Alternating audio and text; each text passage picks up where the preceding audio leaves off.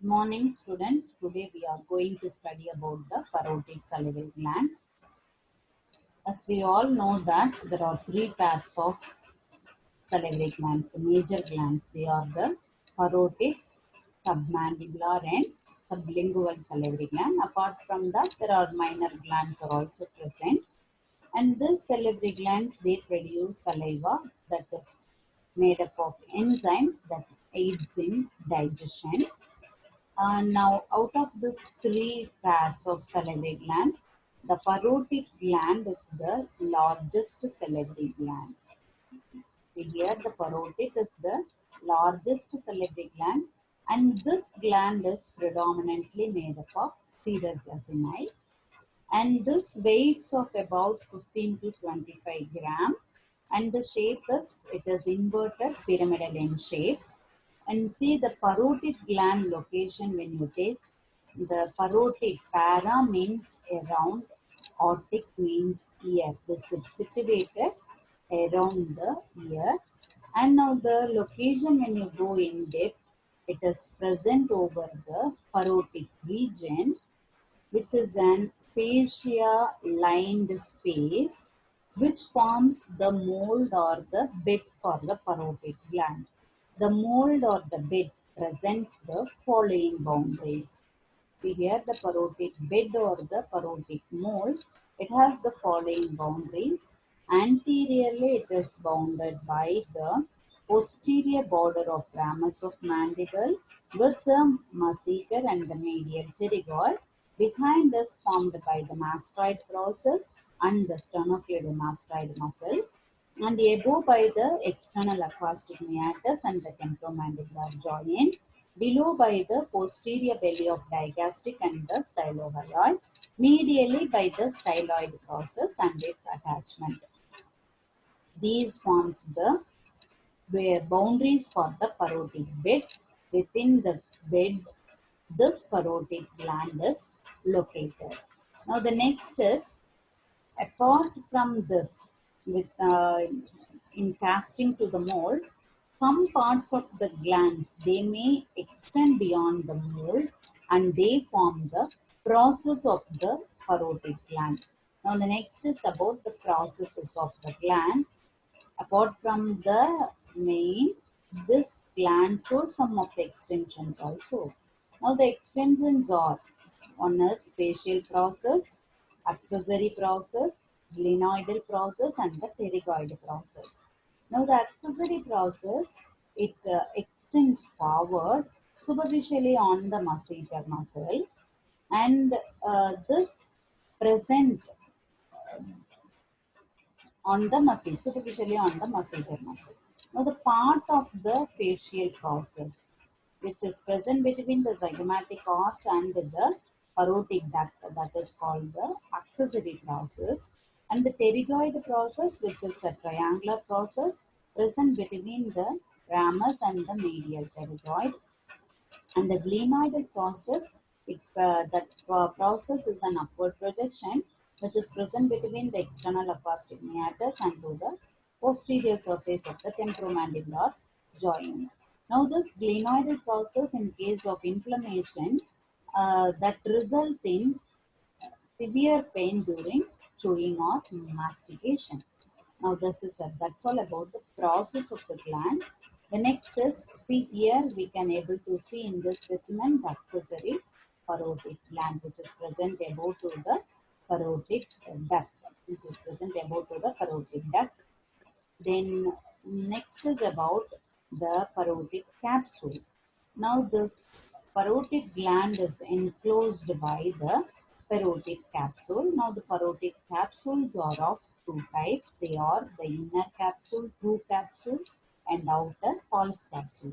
Now this inner true capsule is nothing but the condensation of fibrosome of the gland, and the outer false capsule or the parotid sheath that derives from the investing layer of the deep cervical fascia. See here, this investing layer of deep cervical fascia between the angle of the mandible and to the mastoid process, it flips up to enclose this parotid gland. and forming the superficial lamella and the deep lamella. Now the superficial lamella, see here, the superficial lamella, it covers the superficial surface. See, this is covering the superficial surface of the parotid gland and closely adherent to the gland. Above it gets attached to the zygomatic arch. See, above gets attached to the zygomatic arch. And the deep lamella, it gets attached to the styloid process, tympanic plate, and to the angle of mandible. Now this deep lamella, which is thickened between the mastoid process and to the angle of the mandible, forming a ligament called stylomandibular ligament. See here, the deep lamella, which is thickened between the tip of the styloid process to the angle of the mandible, forming a ligament called stylomandibular ligament. Now, the stylomandibular ligament function is it separates the parotid gland from the submandibular salivary gland, and the stylomandibular ligament is pierced by the external carotid artery. Then the next is about we are moving to the external features of the parotid gland. We already studied the parotid gland is an inverted pyramidal shaped gland with an apex is directing downward and with four surfaces, that is superior surface or the base, superficial surface, anteromedial surface, posteromedial surface. All the surfaces are separated by the three borders: an anterior border, posterior border, medial or pharyngeal border. Now we will study in detail about all these parts and its relations. First we will go to the apex. See here, this is the parotid salivary gland which is present near to the auricle of the ear. Now this has an apex and a base. It is an inverted pyramidal shaped gland as an apex and a base. Base is directing upward and the apex is directing downward. And the surfaces are, see here, this is the superficial surface or the lateral surface, and deep will be the anteromedial surface and the posteromedial surface. And these surfaces are separated by the following borders. This is the anterior border and this is the posterior border, and deep will be the medial border or the pharyngeal borders. So that is about the borders and surfaces of the gland. Now we will see the relations of each part. Next is relations of an apex. We know already the apex is directing downward and the apex is now overlapped by the posterior belly of digastric, and this apex is also appears or extend up to the carotid triangle. Now the next is structures emerging out through the apex are. There are three main structures that are emerging. They are the cervical branch of facial nerve. So this is cervical branch of facial nerve and the anterior division of the retromandibular vein and the formation of the external jugular vein. So these are the structures that are emerging through the apex. See here, again in the specimen, this is the apex, and see here, this is the cervical branch of the facial nerve which is going to supply to this muscle. This is called the platysma, and this is the anterior division of the retromandibular vein. Now this anterior division, it joins with the facial vein, forming the common facial vein that opens into the internal jugular vein. And the next one is the formation of the external jugular vein. External jugular vein is formed by the union of posterior division of the retromandibular vein and the posterior auricular vein. So these are the structures that are emerging from the apex of the parotid gland. The next is about the base. Now see here, this is the base of the gland. So this base we can also call as an superior surface. Now the superior surface or the base, it is related to the external acoustic meatus, and the posterior surface of the temporomandibular joint. And now the structures emerging from the base or the temporal branch of facial nerve, superficial temporal vessels, and the auriculotemporal nerve. So the structures that are emerging from the base of the parotid are the temporal branch of the facial nerve, superficial temporal vessels, and the auriculotemporal nerve. This superior surface is concave, and that is related to the external acoustic meatus and to the posterior surface of the temporomandibular joint. See here, this is the base which is allowing the structures to emerge out of. Say this is the temporal branch of facial nerve. These two are the superficial temporal vessel and the auriculotemporal nerve. The next we can see here in the specimen.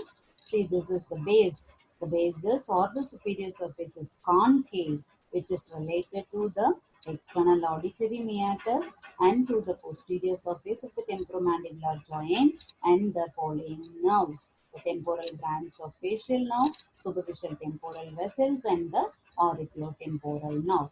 Then the next is about the surfaces and its relations. First, we will go to the superficial surface. See here, this one is the superficial surface. Now, the superficial surface is the largest surface, and that is related to the skin, superficial fascia containing the anterior division. See here, there is the skin and the superficial fascia. Superficial fascia containing the face, great auricular nerve, its anterior branches, and the posterior fibers of platysma and the superficial parotid lymph nodes. So these are the relations for the superficial surfaces. Skin, superficial fascia with lymph node and the great auricular nerve, posterior fibers of the platysma, and the superficial lamella of the parotid sheath. Now this parotid fascia, which also blends with the superficial lamella of the parotid fascia. It also blends with the epimysium of the masseter muscle, forming the parotidomasseteric fascia. So that's all about the relations of the superficial surface. See here, this is the superficial surface, which is related to the skin, superficial fascia containing the platysma. See, this one is the platysma, and see, this is the great auricular nerve with the lymph nodes. Okay. Next is about the relations of anteromedial surface. See here, the anteromedial surface. This is the anteromedial surface. When you take the horizontal section of the parotid gland, we can able to find out all the relations. See, this is the anteromedial surface. Now, this anteromedial surface is related to the ramus of the mandible with the medial masseter and the medial pterygoid muscle and the emerging branches of the facial nerve. So these are the relations of the anteromedial surface. Anteromedial surface is related to the ramus of the mandible with the masseter and the medial pterygoid and the emerging branches of the facial nerve. Then the next is about, see here in specimen, when you reflect like this, you can able to see this will be the anteromedial surface, which is related to the masseter and ramus and deep with the medial pterygoid and all the emerging branches of the facial nerve. The next is about the relations of the posteromedial surface. Now this posteromedial surface is molded to two structures. One is the mastoid process and two the styloid process. So this posteromedial surface is related to the mastoid process and the muscle attached to it, the styloid process and the muscle attached to it. Apart from that, still deep, it is also related to the internal jugular vein, internal carotid artery, 9, 10, 11, and the 12th cranial nerves. So these are the posteromedial surface relations. Then the next is about the, see here in this specimen we can able to note down the posteromedial surface, which is related to the mastoid process and the sternocleidomastoid with the posterior belly of digastric muscle, and still deep, we can also able to find out the styloid process and the muscle attachment and the ligament attachment to it. And still deeper, it is also related to the internal jugular vein, internal carotid artery, 9, 10, 11, and the 12th cranial nerves. Now the next one is about, see here, we can note this deeper relations. That is internal jugular vein, internal carotid artery, 9 and 10, 11th cranial nerves, 12 cranial nerves, all this cranial nerves. So 9 cranial nerve we can able to note, and then 12th, 11th, and here is the 10th, and here is the hypoglossal, that is 12th cranial nerve. Deep posteromedial surface is deeply related to all these structures. Next is about the relations of the anterior border. See, this is the anterior border. Now this anterior border is very thin and this is extending from the superior surface to the apex. You see here the structures emerging from the anterior border from above downward are the zygomatic branch of the facial nerve, transverse facial vessels for accessory parotid gland and the parotid duct, then upper buccal, lower buccal, then marginal mandibular. So the structures emerging from above downward in order are the zygomatic branch, then transverse facial vessels, then upper buccal, then zygomatic, lower buccal, marginal mandibular branch of facial nerve. So these are the structures that are emerging from the anterior border. Next is about the relations of the posterior border. See, now this is the posterior border that is thick and that separates the superficial surface from the posteromedial surface. Now this anterior border separates the superficial surface from the anteromedial surface. Now this posterior border, it separates the superficial surface from the posteromedial surface, and this posterior border is rest on the sternocleidomastoid muscle. So it is related to the sternocleidomastoid muscle, and this posterior border is also, see here, this is the posterior border, which is also related to the posterior auricular artery and the nerve. Both this structure, they lie beneath to the posterior border. So that is about the relations of posterior border. Next is about the relations of medial border. See, this is the medial border that separates the anteromedial surface from the posteromedial surface. Now this medial border, it is related to the wall of the pharynx. It relates to the wall of the pharynx. That is why the medial border is also called as an pharyngeal border, which is separating the anteromedial surface from the posteromedial surface.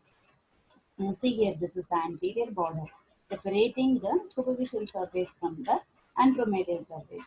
This is the posterior border that is separating the superficial surface from the posteromedial surface. Next is about, you practice drawing this diagram to show the relations of the parotid while taking to the horizontal section of the parotid gland. Then the next one, structures present within the parotid gland or the structures passing through the parotid gland. Now the structures present are from superficial to deep. There are structures present. They are the facial nerve, retromandibular vein, external carotid artery, and the lymph node. So these are the four structures which are present within the parotid salivary gland. Now we will study in detail all this structures one by one. First we will go with this facial nerve. See, this is the facial nerve within the parotid gland. See, after it leaves through the stylomastoid foramen, it runs forward, enters into the gland by passing through the posteromedial surface, and within the gland it runs forward 1 centimeter superficially to the retromandibular vein and the external carotid artery. Then it divides into two trunk, that is the temporofacial trunk and the cervicofacial trunk. Now this two trunk gives of the following branches. Temporofacial gives of the temporal branch and the zygomatic branch, and the cervicofacial gives of buccal, marginal mandibular and the cervical branches. Now see this branching pattern, it looks like an goose foot, and this is also, this radiating pattern is called as an pes ancillarius. Now this facial, now it separates the parotid gland into two parts, a superficial part and a deep part. See, these are the divisions of the facial nerve, that is temporofacial and the cervicofacial. Now the cervicofacial gives of buccal branch, marginal mandibular and the cervical, and the temporofacial gives of the temporal and the zygomatic. See, with the nerve which is present inside the gland, it divides the gland into two parts, and superficial part and the deep part. Now this is the nerve is now sandwiched between these two parts. This forms the parotid sandwich. And these two parts are connected by an isthmus, which looks like an H shape while taking the transverse section. So during parotectomy, the surgeon should preserve this facial nerve by removing the superficial and the deep part.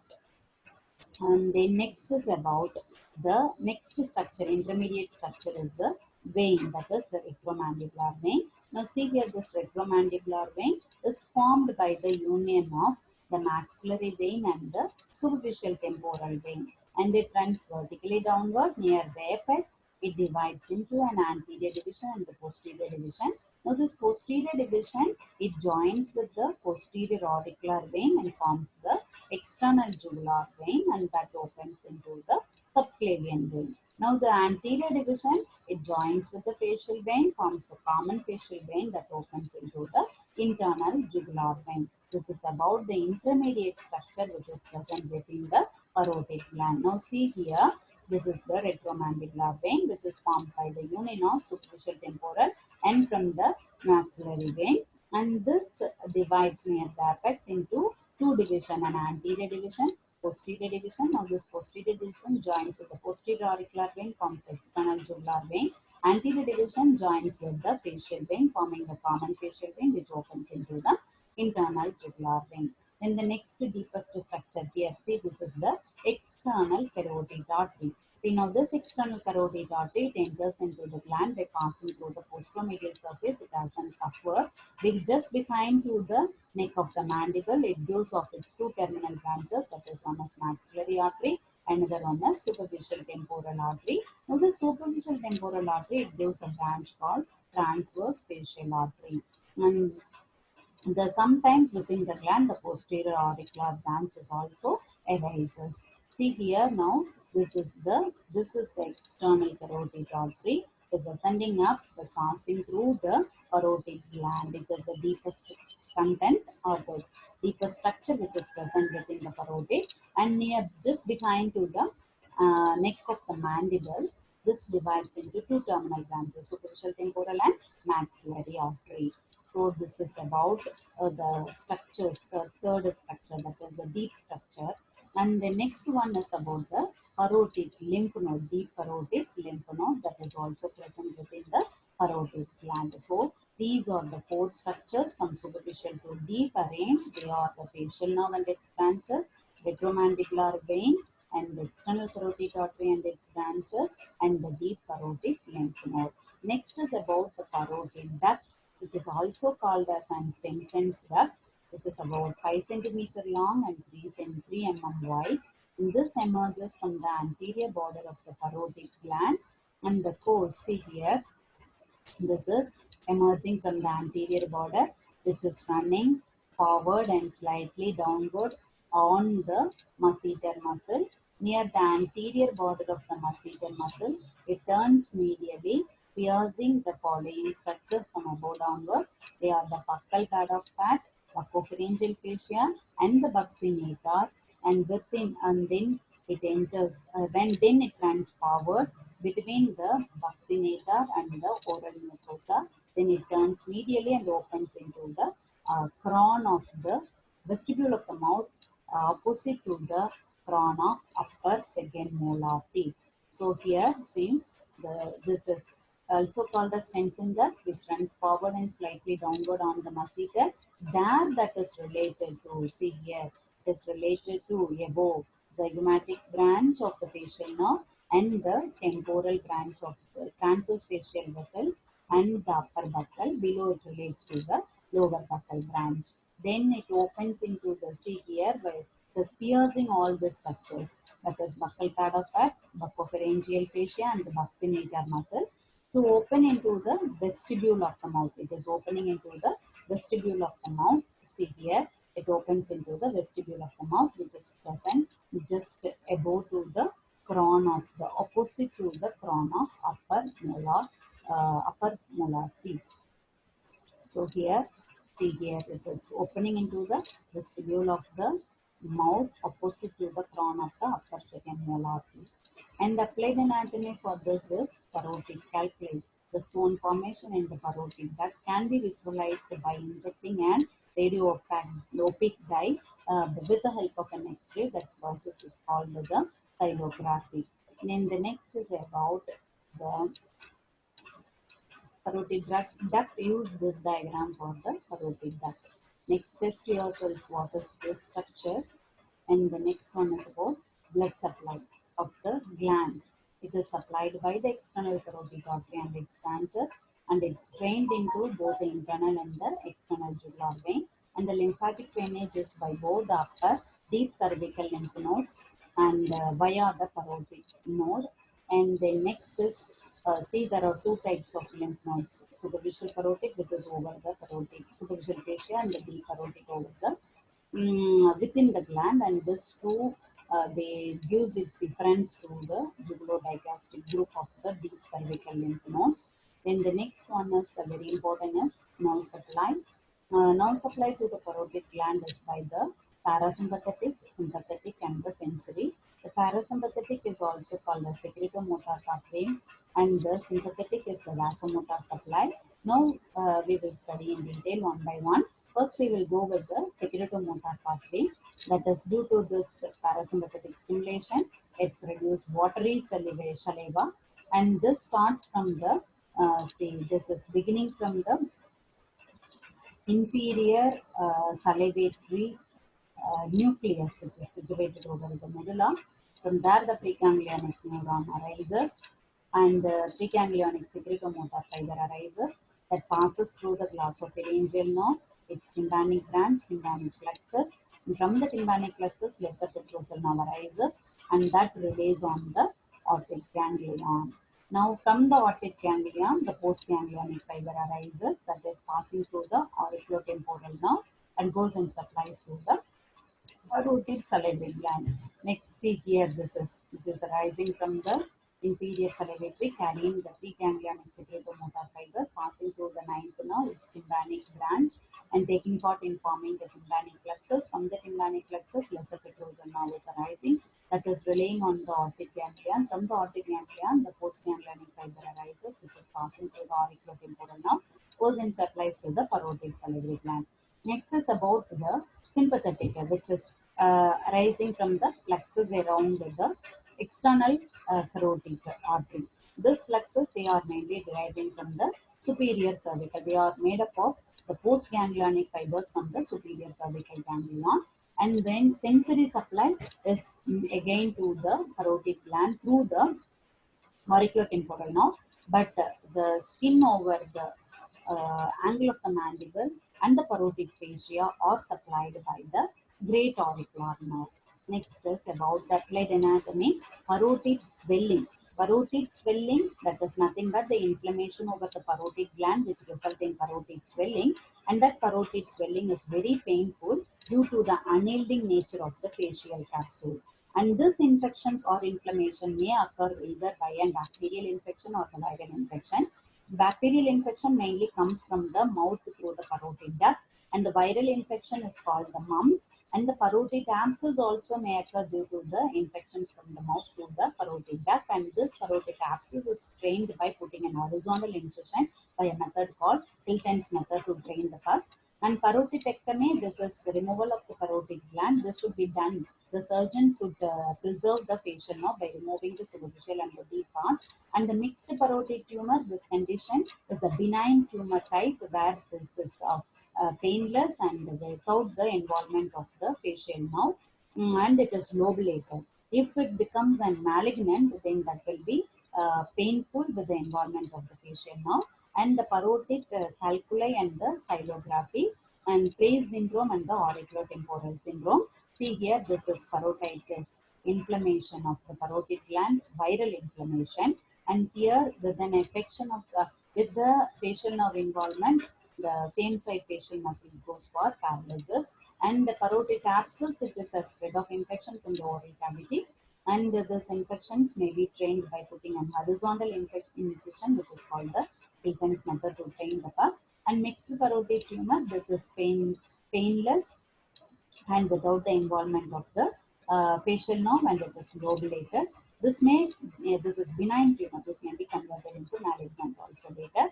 And the next one is inflammation of the salivary gland, which is called as an sialadenitis. This sialadenitis may be acute, chronic, or recurrent form. And the silolithiasis is the stone formation within the gland and also through the parotid duct, and this will be visualized by using an X-ray by injecting an epic dye, which is called the xylography. And the another one very important condition is called the Frey syndrome. This occurs in case of penetrating wounds of the parotid gland that damages both the auriculotemporal and the great auricular nerve. During the process of healing, the secretomotor fibers of the auriculotemporal nerve, they grow and joins with the distal end of the great auricular nerve. Then it goes and supplies to the sweat gland over the facial skin. Therefore, when the patient heals, there will be sweating over the skin covering the parotid region, because instead of stimulating the salivary gland, that stimulates the sweat gland. Such an interesting complication during the healing of penetrating wound is called the Frey syndrome or the auriculotemporal syndrome. This is about, see here, this area, it goes for redness with sweating and the redness because of the, even in case of stimulate this, instead of stimulating the salivary gland, the sweat gland stimulates, and which result in the following symptoms. And then the next condition is called the Sjögren syndrome. This is an autoimmune disease where there will be an dry eyes and the dry mouth occurs with the involvement of the salivary glands also. That's all. Thank you.